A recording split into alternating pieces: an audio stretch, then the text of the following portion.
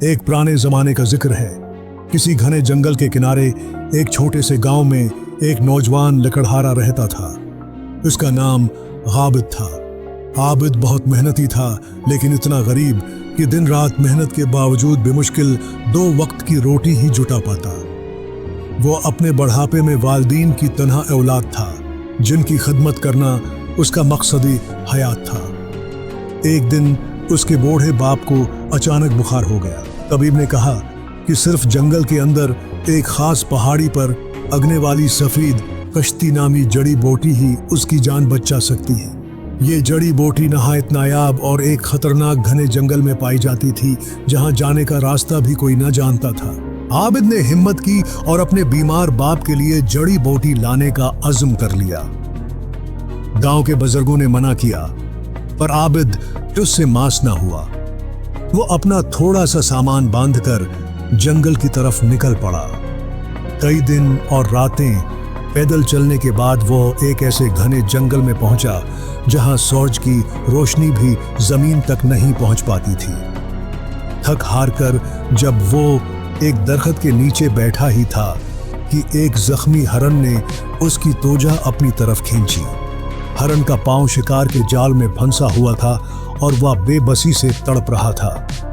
आबिद ने अपनी थकान भूलकर फौरन हरन की मदद की, जाल को चीरकर उसे आजाद कर दिया। हरन ने आबिद की तरफ शक्र ये की नजर से देखा और जंगल में कहीं गायब हो गया। थोड़ी देर बाद ही आबिद ने देखा कि वही हरन एक अजीब व गरीब बुजुर्ग को साथ लेकर वापस आ रहा है। बुजुर्ग के चेहरे पर नूर था और वह एक लंबी सी लकड़ी टेके हुए थे। बुजुर्ग ने आबिद से कहा, बेटा, तुमने नेकी की है और उसका सलाह जरूर मिलेगा। बताओ तुम यहाँ इस खतरनाक जंगल में क्यों आए हो? आबिद ने अपने बाप की बीमारी और सफेद कश्ती जड़ी बूटी के बारे में सारा वाकया सुना दिया। बुजुर्ग ने मुस्करा कर कहा, तुम्हारी नेक नियति और वालिदैन की खिदमत का जज्बा काबिल इस्ताइश है। वो जड़ी बूटी तुम्हें इस पहाड़ी की चोटी पर मिलेगी, लेकिन वहां तक पहुंचना आसान नहीं। मैं तुम्हें रास्ता दिखाता हूं।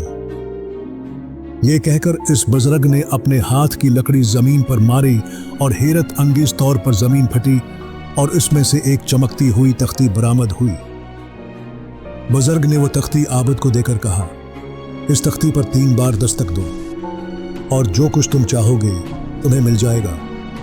लेकिन याद रहे, इसका इस्तेमाल सिर्फ नेक मकासद के लिए करना, वरना ये ताकत गायब हो जाएगी। आबिद ने तख्ती ली और बुजुर्ग को शुक्रिया अदा किया। जब वह बुजुर्ग और हरन गायब हो गए तो आबिद ने तजस्सुस में तख्ती पर 3 बार दस्तक दी और कहा, मुझे सफेद कश्ती जड़ी बूटी चाहिए। इसके मना से बात पूरी भी न हुई थी कि उसके सामने एक चमकती हुई जड़ी बूटी जाहिर हो गई। आबिद खुशी से फूला न समा। उसने जड़ी बूटी संभाली और तख्ती को एहतियात से अपने पास रख लिया।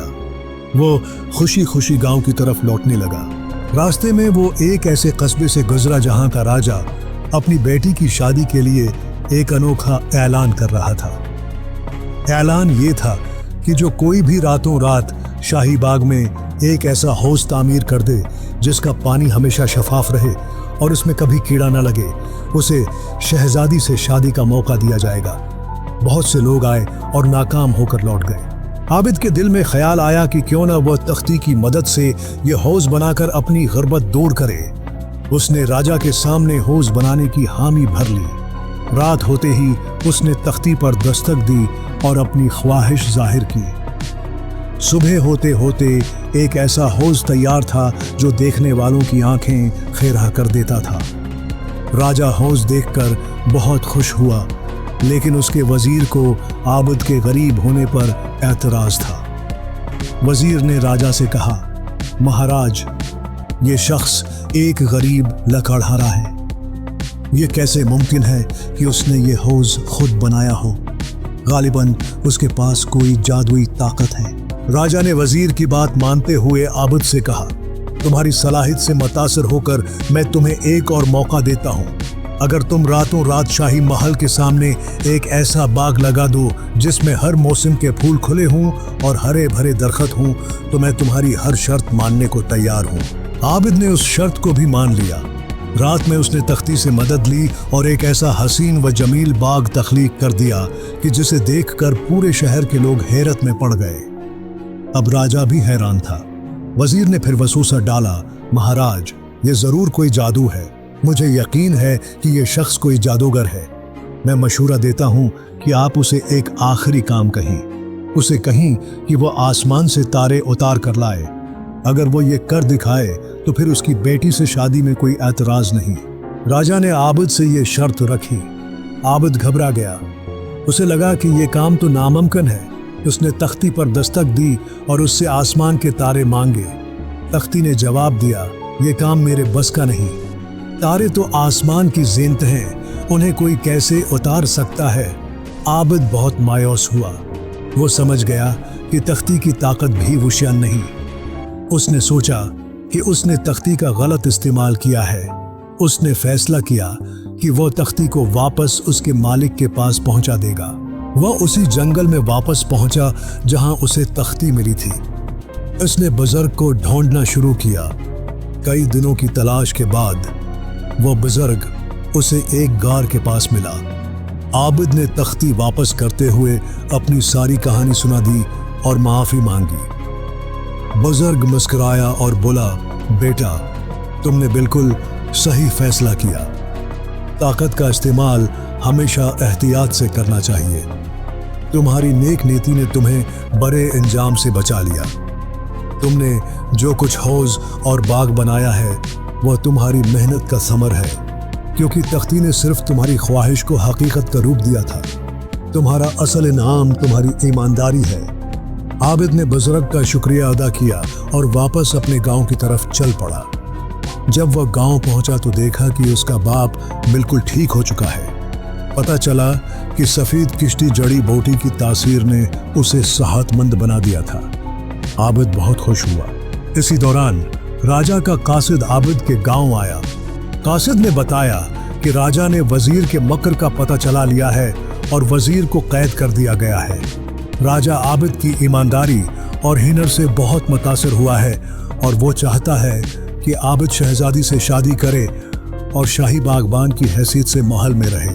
आबिद ने ये पेशकश खुशी से कबूल कर ली। इसकी शादी शहजादी से हुई और वो अपने वालिदैन के साथ खुशी खुशी रहने लगा।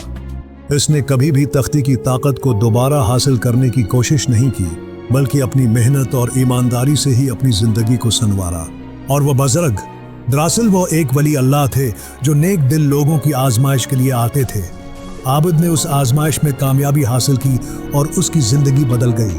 प्यारे दोस्तों, यह कहानी हमें सिखाती है कि ईमानदारी, हिम्मत और वालिदैन की खिदमत ही हकीकी कामयाबी की कुंजी है। ताकत चाहे जितनी बड़ी क्यों ना हो, इसका सही इस्तेमाल ही इंसान को इज्जत दिलाता है। अगर आपको ये कहानी पसंद आई हो तो अपने दोस्तों के साथ ज़रूर शेयर करें। हमारे चैनल को सब्सक्राइब करें और बेल आइकन को ज़रूर दबाएं। अगली वीडियो तक के लिए अल्लाह हाफिज़।